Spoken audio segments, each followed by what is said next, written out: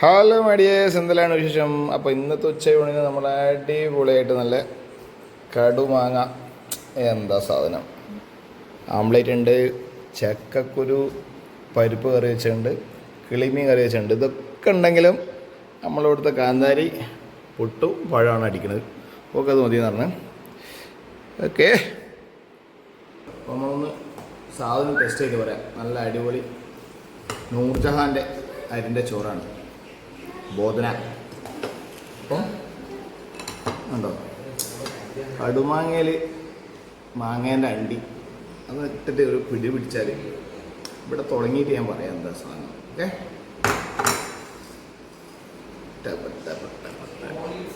കുറച്ച് ചക്കക്കുരുവിൻ്റെ കറി.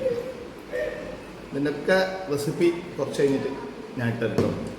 എന്നാൽ നമ്മളെ ആംപ്ലേറ്റ് ഇങ്ങനെ പൊട്ടിച്ച് ഇങ്ങനെ ഇവിടെ വെച്ചു. കുറച്ച് കിളിമീൻ്റെ കറി, കിളിമീൻ എന്ന് പറയും, പിയാപ്പിള കോല എന്ന് പറയും. ഓക്കെ, എന്താണ് കൂടി കൂട്ടിങ്ങനെ പിടിച്ചിട്ട്